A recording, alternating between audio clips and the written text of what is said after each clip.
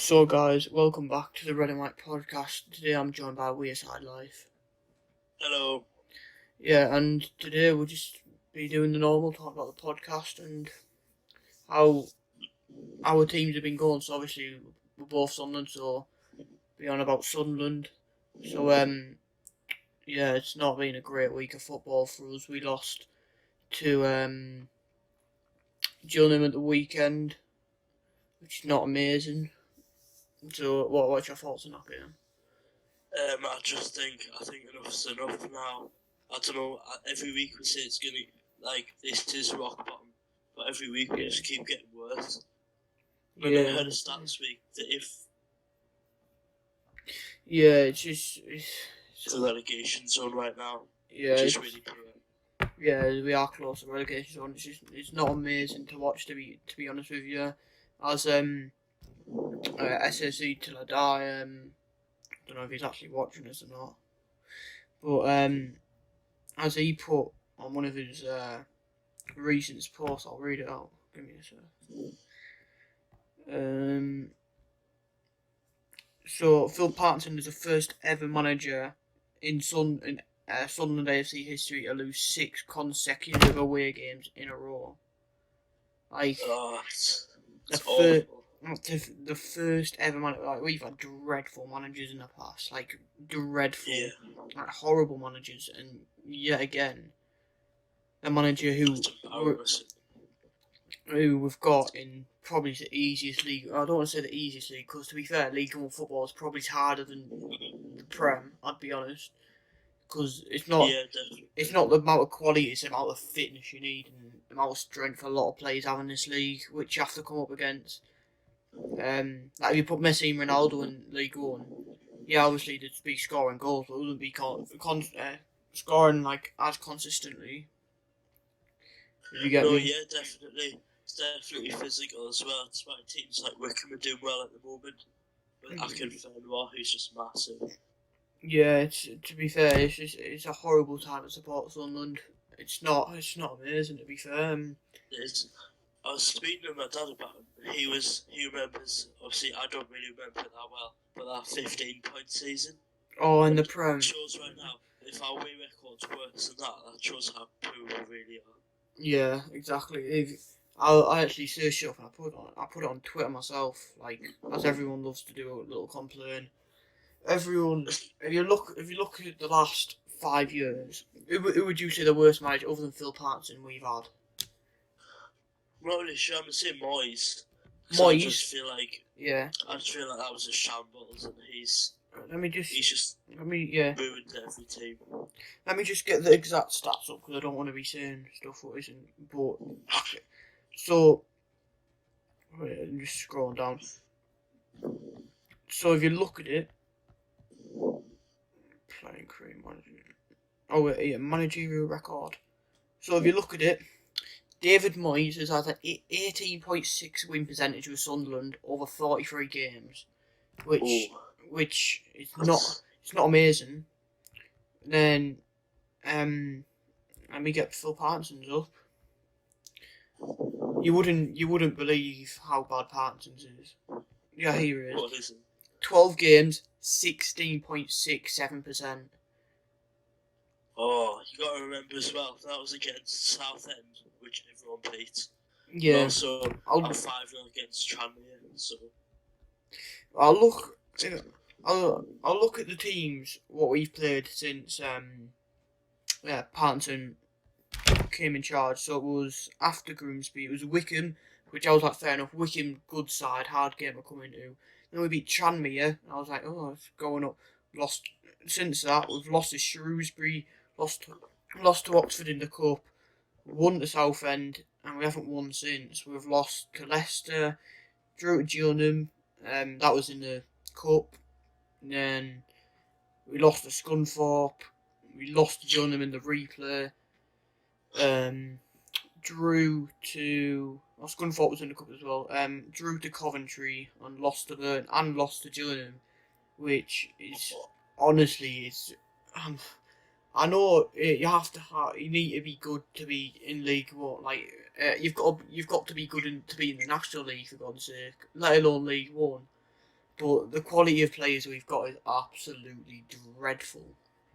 Honestly, Or I'm not sure 5 at the back helps either. yeah. I've So no it's no offense to by any chance any of the players are watching this. No offense, but the way you're playing at the moment, I don't know who it's down to. It might be down to you missing Jack Ross because I know a lot of people took that harshly. yeah. It might be down to Patterson's tactics not working. It can be 100 million different things, but the fans don't know.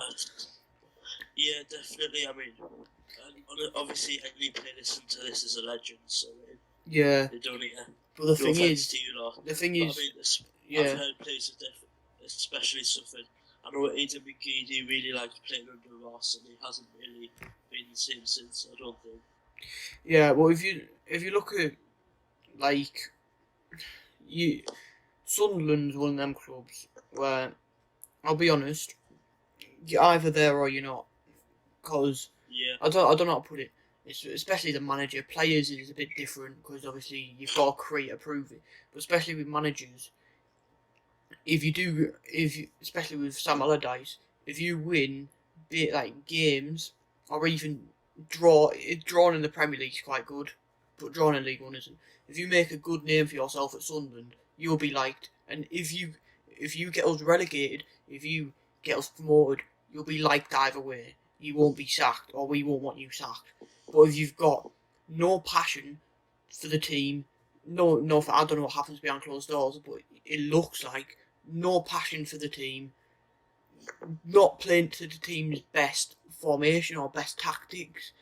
Five at the back in League One's been proven not to work for us at least. It's never worked for us. Even Premier League, Championship, League One never worked for us. So I don't know why Bannister's still trying to implement it.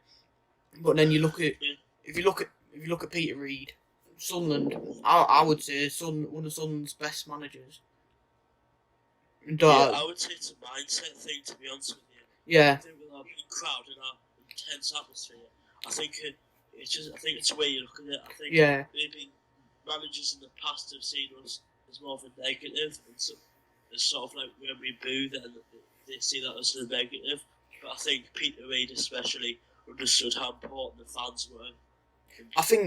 I know it's hard to understand, especially as players and managers, because it does get you down. But when players boo you, when fans boo you, you should be taking the positives out of it.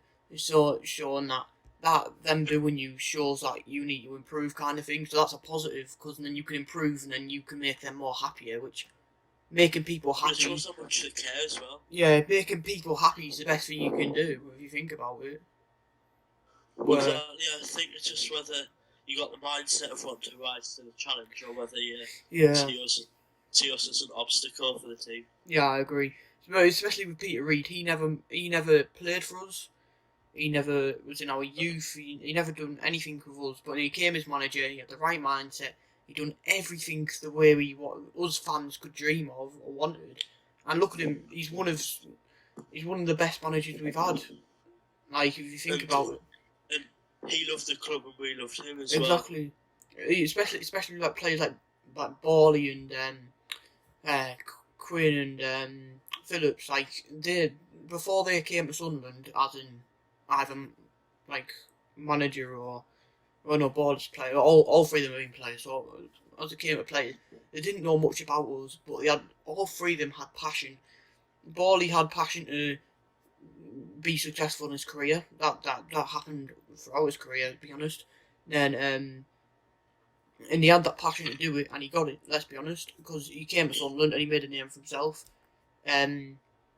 You know, it's the same with Cattermole. If you're loyal and you stick by the club, even if Cattermole, I'll be honest, Cattermole had poor games, but we still stuck behind him because he was an icon. If you think about it, every Yeah, player. definitely.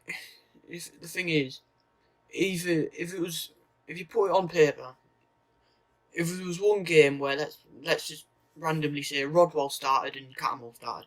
If Rodwell scored a hat trick, no, maybe not. If Rodwell got an assist or something, and Cattermole played a poor game, we'd still like Cattermole more because he's got the passion and he actually loves the club.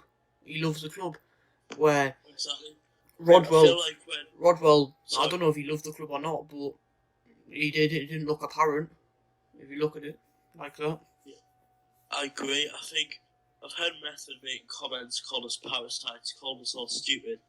But I think we're a hard working group of people. Yeah. If the fans see that players working hard, like Duncan Watmore or someone, then they get behind them too because they appreciate how hard they're working.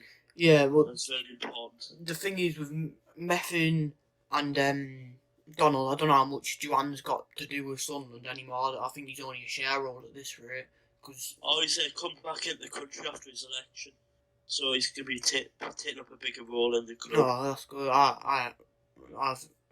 I've been blank on all this, to be fair, but especially with them two, I would say they're giving us hope, and they haven't given us the passion kind of thing. If you give it, so they've given us the tunnel, they've given us a light at the end of it, but they haven't got to the end, if you want to put it, because they've shown us what they can do.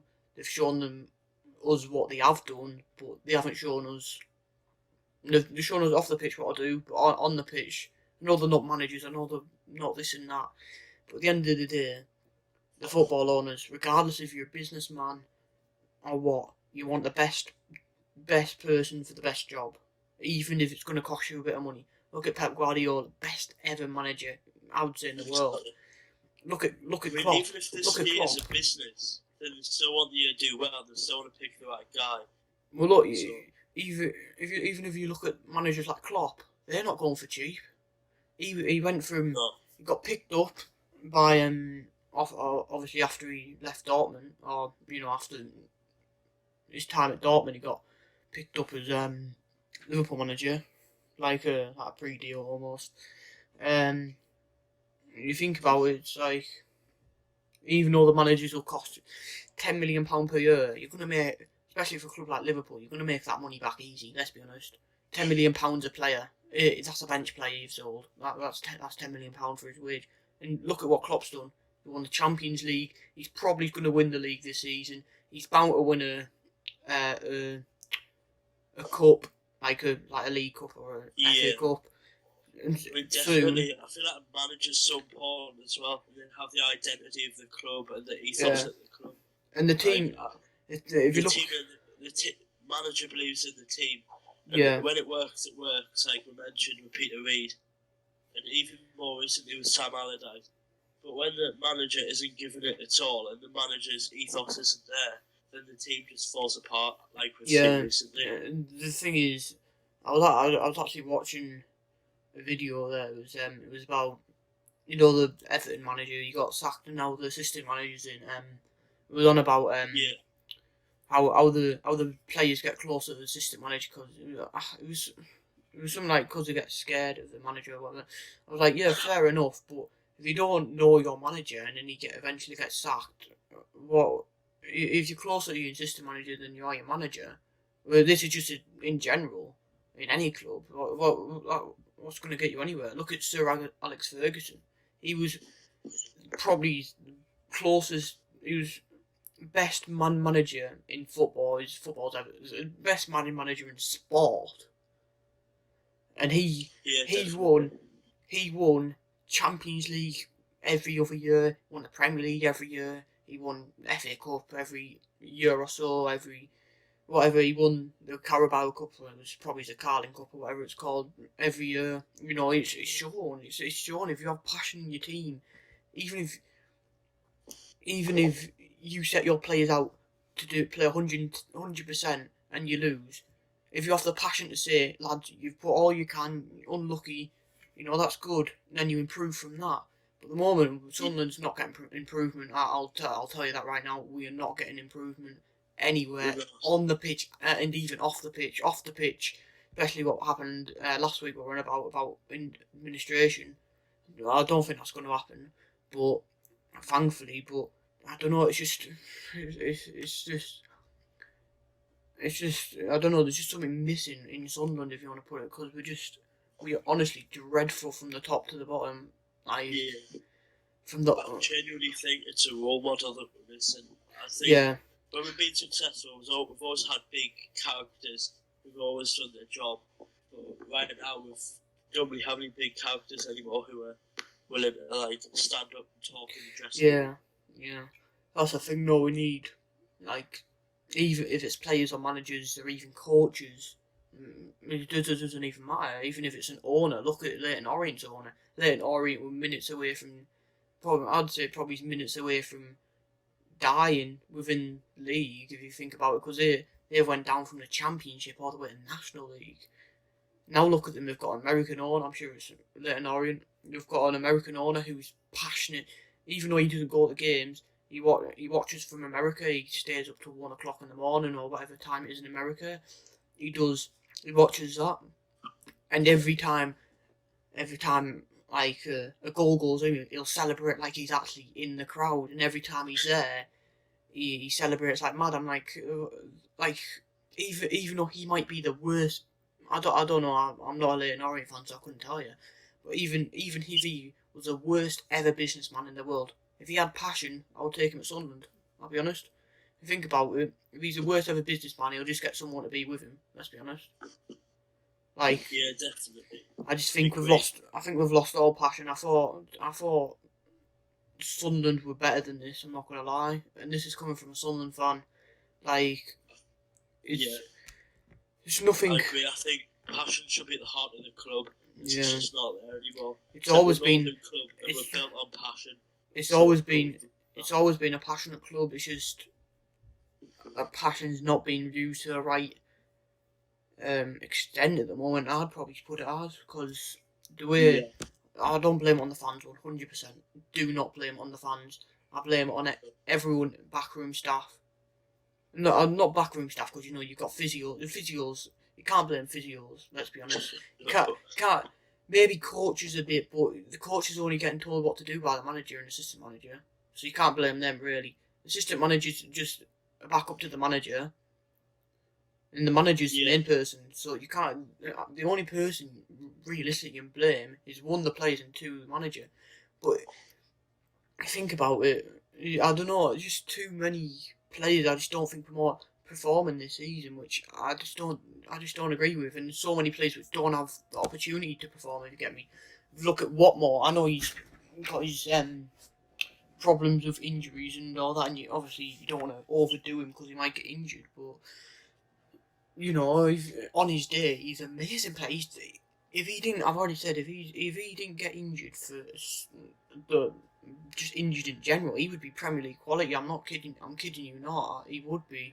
No, but he was when we first had him before he got injured. He was scoring goals all the time. Exactly. In Premier League. Exactly that. He's good. He's a good player. He deserves more than us. I'll be honest. Mumba is class. I don't know why we haven't given him opportunity. Honestly, I'm telling you, Mumba, Embleton, and Dobson in midfield. Them three. McGeady left. McGeady left. Watmore right. Kimpioka up top. Or Grigor, or whoever's fit, or whatever. And then Hume at left back, I think, is underrated. And a lot of people think he's overrated. I think he's underrated, because if you think about it, one of his debuts was at Wembley. If you think about it, because he was only very young in his career as well. He was last season. He was third choice behind, I'd say, European quality. If you think about it, Oviedo's playing Europe with Copenhagen. I'm sure they're in Europe. Yeah. If not, he's playing in a very good league, first team. Then Reece James, which I'd say is probably low-end Championship quality, which, where we are at the moment, we would take him. Where Hume, he's just been whacked in the first team because obviously no one there. There's no one there to be rival him, so he can't really improve on his position, obviously. But to be fair to him, I think he's done a good job. Denver, I met him at the Player of the Year thing last year. He's an amazing guy. Honestly, he's one of the nice guys. Yeah. Him, Duncan Watmore. I could talk to Duncan Watmore for hours. He was such a nice guy. When I've met him 3 times, I think. Such a nice guy. About that was my cousin was parked his car outside the ground, and he parked it in what was meant to be reserved space, but he didn't see that. And was he parked in Duncan's space? Yeah. So Duncan tried to park his car, so he just waited for my cousin to come back. Then he had a nice chat with my cousin. He wasn't aggressive about him being in his car park space. He he seems really nice lad, and also I think Denver's really growing into his role now. Yeah, Like, I think we just need he's to give him improving time. every game. Yeah, I think we just need to give him time. I think give him. If obviously he stays with us, give him 3 years, and I think he'll be up to a good enough quality to be better, one of the best players for us. To be fair, like, Yeah, I couldn't see him not doing that, if you want to put it.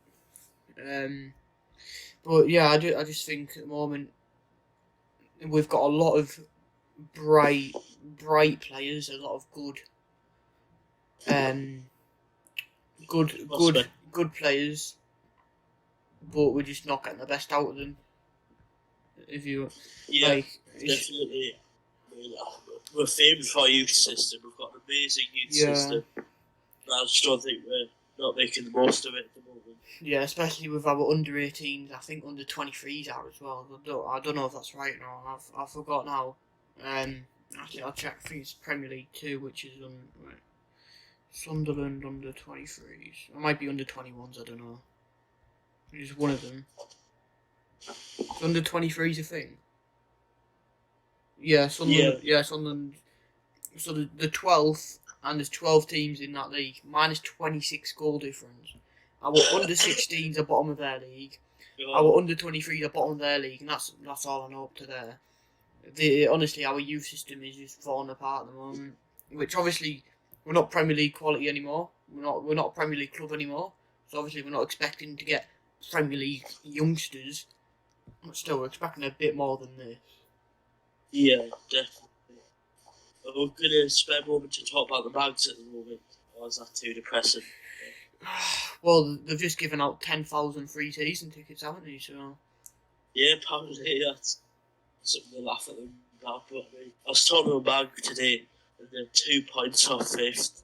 It's what? They do worryingly well. What? Newcastle 2 points off fifth? Yeah, apparently the 10th, but apparently they're 2 points off fifth. I'll check that. Whether he's talking rubbish or not.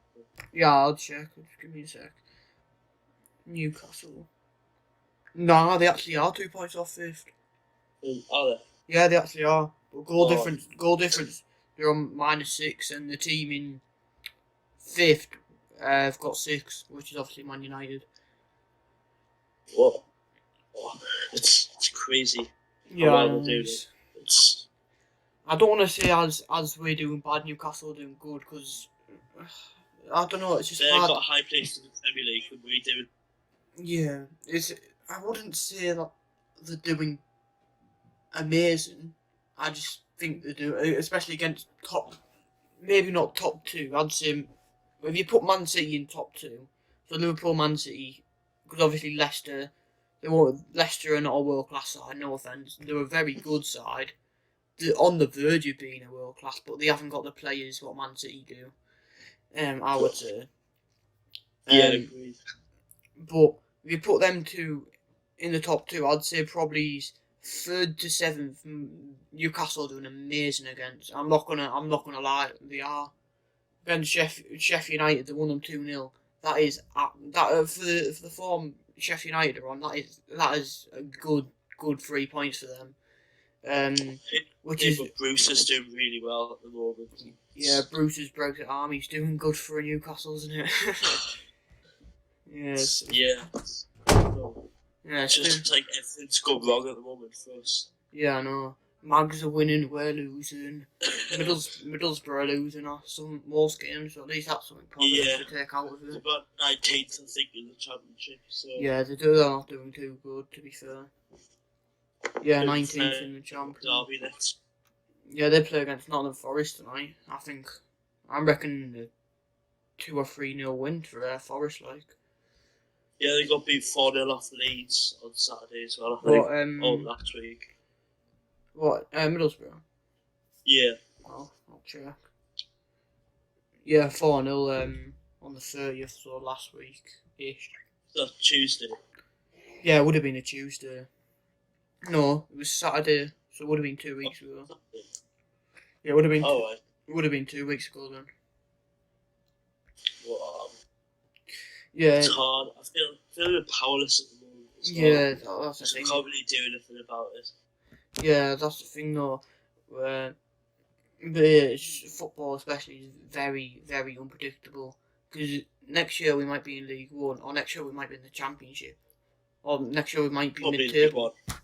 Like, it doesn't, no one can predict. Like, this time next year we might be top of the Championship. This time next year we might be bottom of the League Two. Like, it's so unpredictable. Other than if you've got millions of pounds to spend, or hundreds of millions, and it really is predictable because you're going to win the league every year, aren't you? Apart from if you Sunderland and spend 4 million on Will Grigg, it turns out we tried. Yeah, other than that, obviously. Yeah, but it's nothing's positive out of this. To be fair, I know it's hard to say, but like, especially with Sunderland, we need to take positives out of everything. But at the moment, like we've learned to take positives out of stuff like over the years. But at the moment, I can't find one positive at the moment. There's going to be a bit of action taken by the fans actually. Blackpool, like, this isn't a boycott, but they're not doing the flags on Saturday either. Well, they're not doing the flags because everyone's not going to the game. And also, it's going to be sitting in the concourse after the game. 15 minutes. Everyone's going to cram into the concourse. So there's a bit of action being taken by the fans. Who's it? Is this for us? Yeah. What do you mean?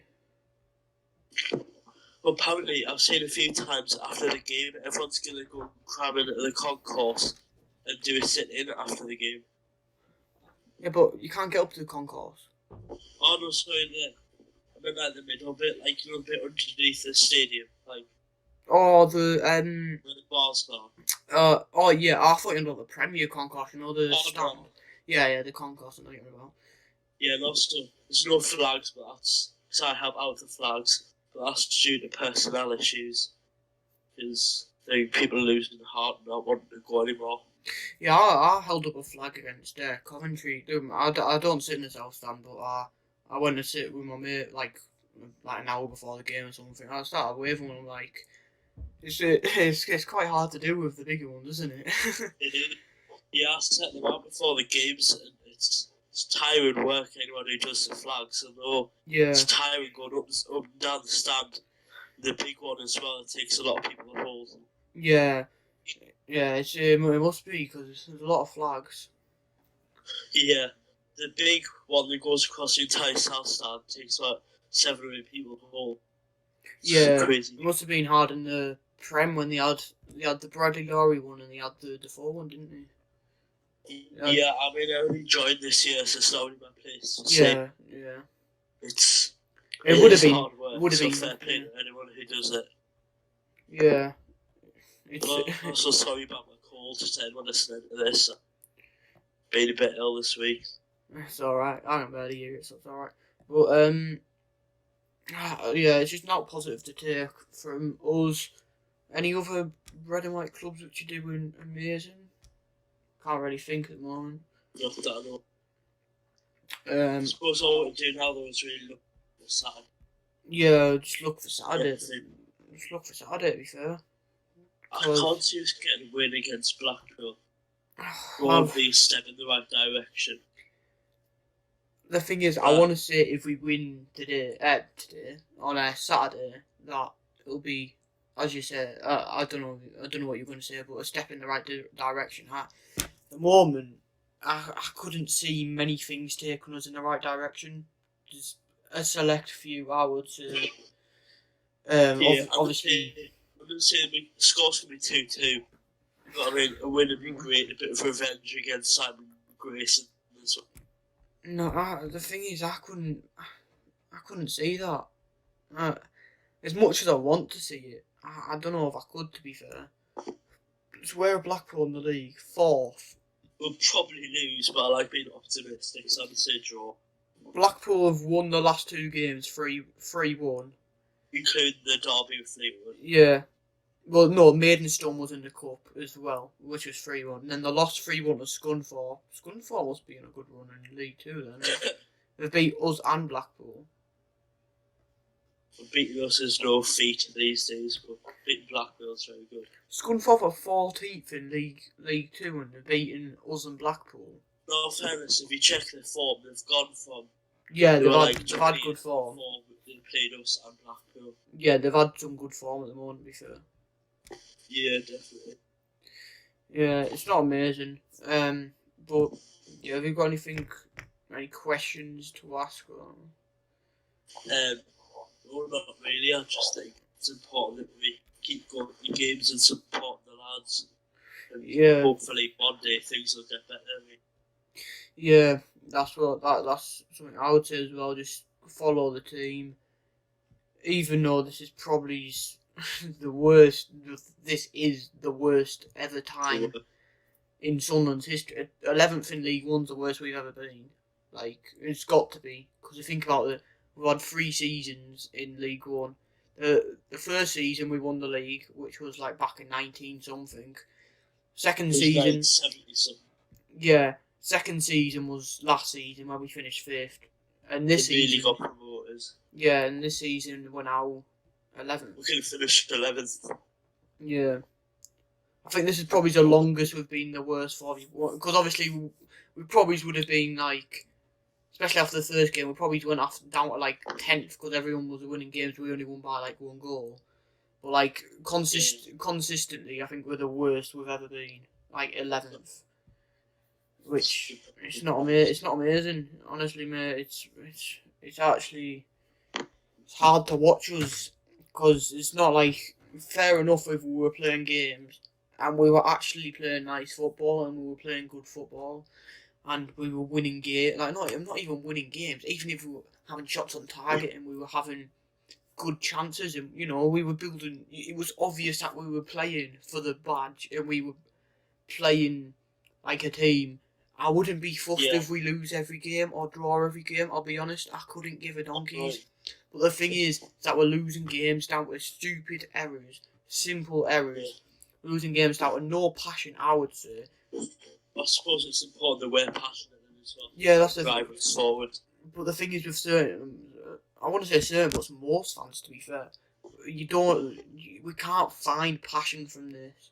When we're in the Premier League and we're losing game after game, we knew we were in the Premier League and we would probably win the next season. But it's League One. Yeah, so I'm going to call this to a wrap. So it's been with your side life. I'm Red and White Sunderland, and this has been the Red and White podcast. Yeah, this has been the Red and White podcast. I'll see you later.